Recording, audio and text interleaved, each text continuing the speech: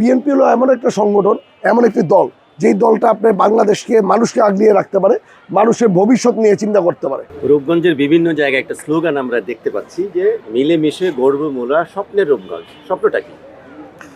আসলে মিলেমিশে গর্ব মোরা স্বপ্নের রূপগঞ্জ, এটা আসলে আমার স্লোগান।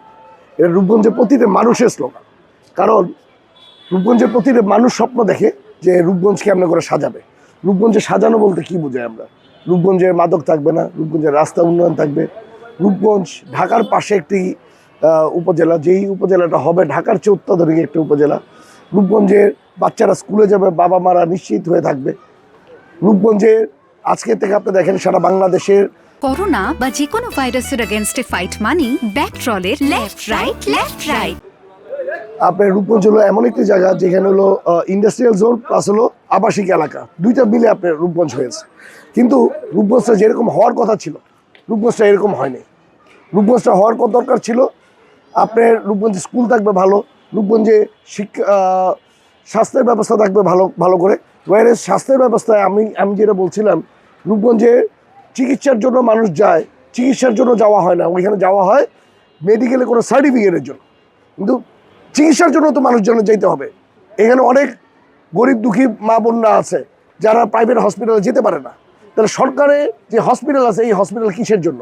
রূপগঞ্জবাসীর জন্য। এইসব দাবি নিয়ে, এইসব আশা নিয়ে, এইসব স্বপ্ন নিয়ে রূপগঞ্জবাসী আশা করছে যে সামনে এই রূপগঞ্জটা আমাদের স্বপ্নের একটি রূপগঞ্জ হবে। এবার এই রূপগঞ্জটা আমি বলবো যে স্বপ্নের রূপগঞ্জটা গড়ার জন্য এটা একা কারোর দ্বারা সম্ভব না। স্বপ্নের রূপগঞ্জ গড়ার জন্য রূপগঞ্জের প্রতিটি মানুষের দরকার। এর জন্য আমরা বলি মিলেমিশে গর্ব করা স্বপ্নের রূপগঞ্জ। তরুণদের ভবিষ্যৎ গড়ার জন্য আপনার একটা স্বপ্ন আছে, সেটা কি? আসলে তরুণরা হলো বাংলাদেশের, আমি বলবো শুধু রূপগঞ্জটা, সারা বাংলাদেশের সামনে একটি ভবিষ্যৎ। তাদের জন্য আমরা রূপগঞ্জবাসী চিন্তা করি যে রূপগঞ্জটা তরুণরা বিভিন্ন ওয়েতে আপনার অ্যাডিক্টেড হয়ে যাচ্ছে, তার চাকরি পাচ্ছে না, বিভিন্ন সমস্যা তারা জর্জরিত। তাদেরকে ভালো করে, তাদের বাবা মারা যেমন করে একটা বাচ্চাকে চিন্তা করে তাকে তার ছেলে মেয়ে বড় হয়ে বড় কিছু হবে, আমরা রূপগঞ্জবাসী যারা আমরা কিছুটা হলে তাদের অভিভাবক হিসাবে আছি, আমাদের এই অভিভাবকের দায়িত্বটা পালন করতে হবে। তাদের যারা সুশিক্ষিত হয় অথবা যে কোনো অবস্থায় আছে, তাদের মর্যাদা অনুযায়ী তারা যাতে চাকরিটা পায়, এইটার একটা ব্যবস্থা করতে হবে। আমাদের ব্যবস্থা করতে হবে তাদের বাচ্চারা যাতে খেলাধুলার জায়গা পায়। কারণ অনেক সরকারি জায়গা আছে, অনেক মাঠ আছে, ঘাট আছে, এগুলি সব কিছু দখল হয়ে যাচ্ছে। কিছু বিদ্যুৎশালী, কিছু প্রভাবশালী লোকজন এগুলি দখল করে রাখছে। এগুলোকে মুক্ত করে বাচ্চাদের খেলার ব্যবস্থা করা, ইভেন বাচ্চারা যাতে নতুন ভবিষ্যতে যাতে স্বপ্ন দেখে, নতুন হয়ে শুধু বড় হওয়াটা বড় জিনিস না, আমি বলবো সুশিক্ষিত হয়ে বড় হয়ে এই রূপগঞ্জকে তারা লিড দিবে, বাংলাদেশকে তারা লিড দিবে। অবাধ সুষ্ঠু নির্বাচনের জন্য যে শান্তিপূর্ণ পরিবেশ দরকার, সেটা কি রূপগঞ্জে আছে? অবশ্যই রূপগঞ্জে সবচেয়ে শান্তিপ্রিয় একটি অবস্থান ধারণ করেছে।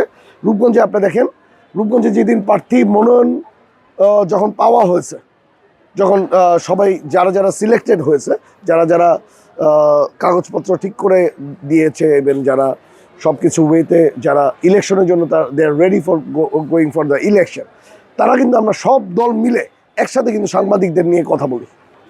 আমাদের সবারই একটি আশা, সবারই একটি চাওয়া রূপগঞ্জবাসী যে আমরা সবাই যাতে ভোট কেন্দ্রে যাই, ভোট কেন্দ্রে গিয়ে ভোট দিই। ওইখানেও আমি বলেছি যে রূপগঞ্জ কেন, সারা বাংলাদেশে যেই অস্ত্র 17 বছরে যেই অস্ত্রগুলো মানুষের কাছে ছিল, এই অস্ত্র কিন্তু উদ্ধার হয়নি। আমাদের রূপগঞ্জে আপনি বলেন কয়টা অস্ত্র উদ্ধার হয়েছে? ওয়ারেজ আপনি আগে যদি মিছিল দেখেন, মিটিংয়ে দেখেন, তারা ওপেন অস্ত্র নিয়ে ঘুরেছে, শয়ে শয়ে অস্ত্র ছিল।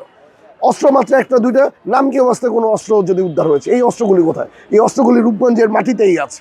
এই অস্ত্র উঠানোর জন্য আমি আহ্বান জানাবো রূপগঞ্জবাসীকে, আমি আহ্বান জানাবো প্রশাসনকে যাতে এই অস্ত্রগুলি অতি শীঘ্রই উদ্ধার করে। কারণ এই অস্ত্রের জন্য আপনার রূপগঞ্জে বিভিন্ন ভবিষ্যতে বিভিন্ন ক্রাইম হবে, ইভেন এখনও হচ্ছে। এই অস্ত্রগুলি উদ্ধার হলে বাংলাদেশটা শান্তিপ্রিয় হবে, রূপগঞ্জটা শান্তিপ্রিয় হবে। ধানের শীষের সারা শুধু রূপগঞ্জ না, আমি বলবো ধানের শীষের সারা বাংলাদেশ জুড়ে আছে। কারণ একমাত্র ধানের শীষ পারে বাংলাদেশকে সামনে এগিয়ে নেওয়ার জন্য। কারণ বিএনপি হলো এমন একটা সংগঠন, এমন একটি দল, যেই দলটা আপনার বাংলাদেশকে মানুষকে আগলিয়ে রাখতে পারে, মানুষের ভবিষ্যৎ নিয়ে চিন্তা করতে পারে, মানুষের বেকারত্ব সমস্যার সমাধান করতে পারে, বাংলাদেশকে গর্বের সাথে অন্য দেশের সাথে গর্বের সাথে আমরা বাস করতে পারবো। এটি হলো এমন একটি দল। আমরা বলবো ধানের শীষ সারা বাংলাদেশে একটি জোয়ার উঠেছে। আর স্পেশালি রূপগঞ্জে যেই জোয়ারের জন্য অনেকেই চিন্তা করছে তাদের জামানত রাখতে পারবে নাকি পারবে না।